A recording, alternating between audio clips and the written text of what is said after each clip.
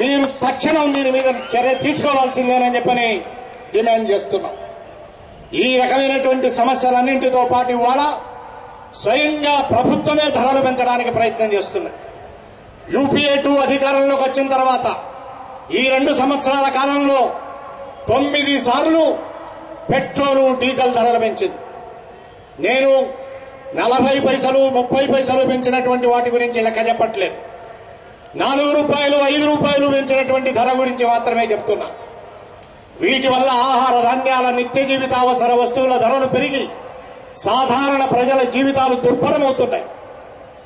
కోటాను కోట్ల మంది ప్రజలు తీవ్రమైనటువంటి ఇబ్బందుల పాలవుతున్నారు. ఈ ధరలను అదుపులో పెట్టే బదులు మన ప్రధానమంత్రి గారు ప్రజల దగ్గర డబ్బుంది, అందువల్లనే ధరలు పెరుగుతున్నాయని చెప్పని మనకు ధర్మపన్నాలు చెప్పడానికి సిద్ధపడుతున్నారు.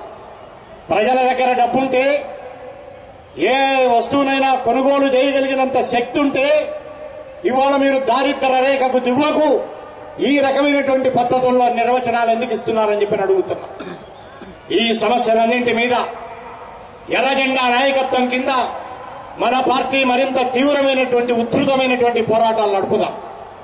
కేంద్రంలో రాష్ట్రంలో ఇవాళ అధికారంలో ఉంటున్నటువంటి ప్రభుత్వాలు ప్రజల సమస్యల మీద స్పందించడానికి వీలు లేని దున్నపోతు లాంటి చర్మం కలిగిన పనికి మారిన ప్రభుత్వాలు. ఈ ప్రభుత్వాలకు ప్రజల సమస్యల గురించి పట్టించుకునేటువంటి ఆలోచన కూడా లేదు. ఏ సమస్యను పరిష్కారం చేయలేకపోతున్నారు.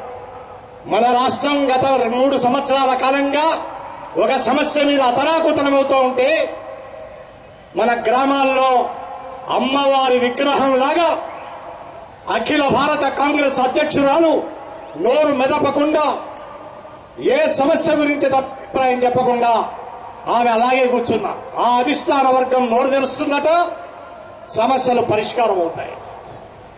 ఏ సమస్య పరిష్కారం చేస్తారు మీరు?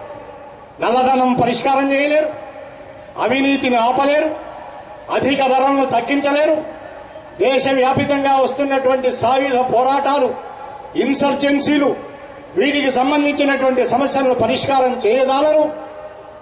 మరోవైపు టెర్రరిజం జరుగుతూ ఉంటే కాషాయ టెర్రరిజం మరోవైపు నుంచి మత కల్లోలాలు సృష్టించడానికి ప్రయత్నం చేస్తుంటే ఈ సమస్యలను పరిష్కారం చేయడంలో కూడా వైఫల్యం చెందిన అవినీతికి అసమర్థతకు మరో రూపంగా ఉన్నటువంటి ప్రభుత్వాలకు వ్యతిరేకంగా ప్రజలను సమీకరించి మహోద్ధృతమైనటువంటి పోరాటాలు నడుపుదాం.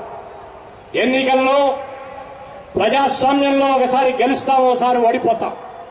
కానీ ప్రజలను అంటిపెట్టుకుని ఉండేటువంటి పార్టీగా భారత కమ్యూనిస్టు పార్టీ ఈ సమస్యలన్నింటి మీద ఉద్యమాలు నడుపుతోంది. ఆ పోరాటాల్లో మీరందరూ కూడా సమీకృతం కండి. ఎర్ర జెండాను ఇంకా పైకెత్తి నిలబెట్టండి. ఆ జెండా నాయకత్వం కింద లక్షలాది ప్రజలను సమీకరించండి. తద్వారా ముందుకు సాగిపోదామని చెప్పని మీకందరికీ మనవి చేస్తూ సెలవు తీసుకున్నాను. నమస్కారం.